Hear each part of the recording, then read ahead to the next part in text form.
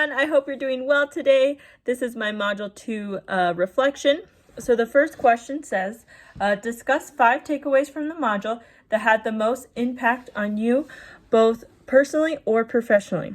So my first takeaway from the module is now knowing the difference between accommodations and modifications. Before this module, I probably would have used them interchangeably. But now I know accommodations assist students with disabilities to access the regular education curriculum. Accommodations do not change the curriculum. Modifications do change the curriculum or what is being taught. I also learned that as a special education teacher, we need to try accommodations before modifications, but both accommodations and modifications are designed to help students. This will help me professionally now knowing the difference, and I can use it in IEPs and I'll know how to use both terms correctly. Before this module, I did not know that there is 4 main types of accommodations. One of them is accommodations in presentations, which is how the content is delivered to the student. Some examples are oral reading, large prints, screen reading, etc. Another one is accommodation in response, which offers different ways for students to respond. Some examples are augmentative communication device, Braille, etc.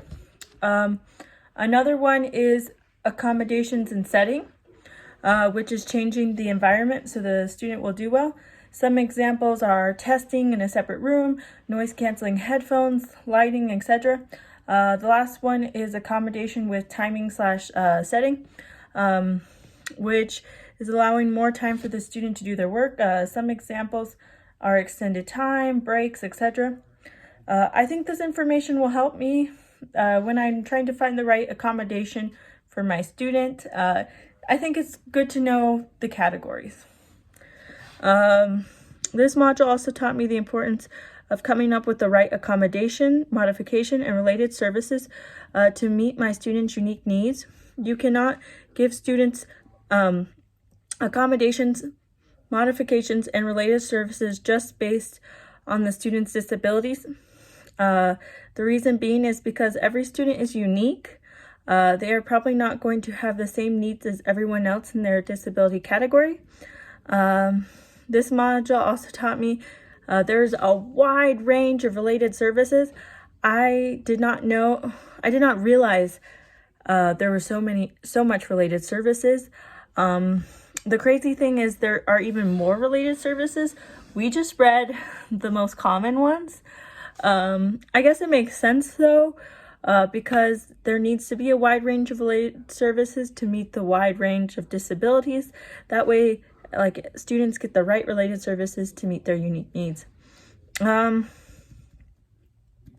last thing this module taught me is the importance of working with related services, to communicate with one another and learn from one another. I am actually really excited to work with all the related services.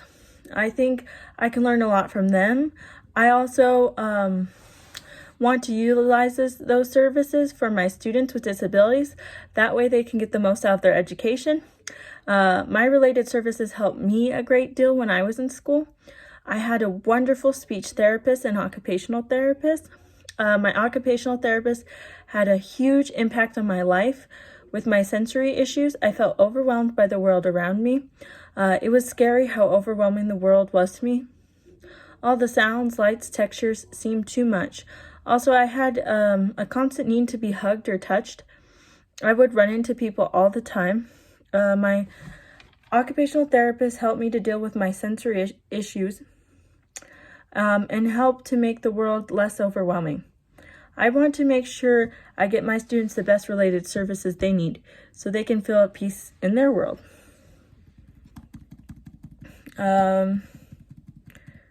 All right. The next question is, how have the module resources and activities impact your beliefs and working with your beliefs about working with learners with low incidence disabilities? And how will it transform and inform your teaching practices? So I think this module helped me feel more prepared and excited to work with learners with low incidence disabilities. I learned amazing modification and accommodations. I also learned about all the awesome related services. I will utilize them to help my student get the best education possible. All right, prompt questions. Were there instructional methods / practices covered in the video that stood out to you as exemplary?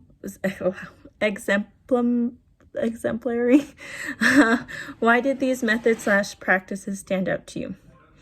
I definitely thought there was some great methods / practices covered in the video. I thought they were all super creative and interacting. Like the apple bowling was super fun. It also looked like it taught a lot of different things, like motor skills, counting, adding, etc. Also, bobbing for apples looked like so much fun too. It looked like it taught letters, motor skills, etc. I hope to one day come up with some creative lessons like that. What practices from the video would you implement as a practitioner in your own classroom? I would like to implement the creative components. The teacher made it interesting and engaging, so I hope to make it fun and creative. What challenges do you believe teachers may experience in implementing some of the methods / practices covered in the video? I think it could be challenging to make sure every student has enough support, also making sure that every student is participating. But I think the fact that she made her lesson so engaging, every student seemed excited to learn. Oops, I missed the question. 1 second. What types of assistive technologies did you observe being used in the video? What other types of assistive technologies would you recommend for learners in the video so that they may be more effectively participate in the lesson? Some of the assistive technologies I saw being used in the video were wheelchairs, crutches, text-to-speak. In the video, she did seem to have some tactile things, but I also like maybe do more tactile things, but that's just me. I'm very hands-on. But I mean, hers were really hands-on, so I don't know. But to be honest, I really can't think of any more assistive technologies to use. I think she did a great job. It's hard to say, but she did pretty good. What types of accommodations / modifications do you observe being used in this video? What other types of accommodations / modifications would you recommend for the learners in the video so that they may more effectively participate in the lesson? One accommodation I saw in the video is that she had a counter button that they would press it with when they were counting. It would be like 1, 2. I also like how she had them fill out the letters. I thought that was pretty awesome.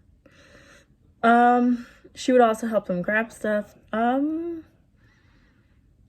can't really think of any more accommodations.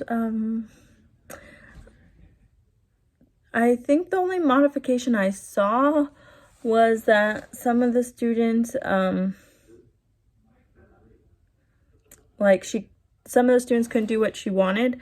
So instead she would look for other things like eye contact or something else. So I don't know. I really think she did a great job. I can't think of any more modifications or accommodations. I think she did really good, but that's just me. What types of related supports or services would you recommend to better support the students in the video to access the curriculum? I would say maybe occupational therapy. That way the students could maybe work on fine motor skills or just everyday life activities. Maybe physical therapy. That way the students could maybe work on gross motor skills and balance. Maybe speech therapy to work on communication. That's all I can think of. The bonus question. Address recommendations that university professors should include in their curriculum for special education practitioners preparation program in order to better prepare new teachers for working with exceptional learner populations and their families. Whew, mouthful. I can't really think of anything. I have learned a great deal. If I had to say anything, maybe like, like in the day of a teacher, like a lesson to like interview a special ed teacher and see like what like an average day would be in their classroom, or like how they deal with stuff. Because since I've never been in the classroom, I have like, it was just my imagination of what you would do. Like, I have ideas of what you would do, but like, just see how they plan stuff, how they organize stuff, that might be cool. Just like a day in the life of a special ed teacher. Other than that, I can't really think of anything. I've learned a great deal. I liked all my classes so far. All right, guys, thank you. And it was great talking with you all. Bye.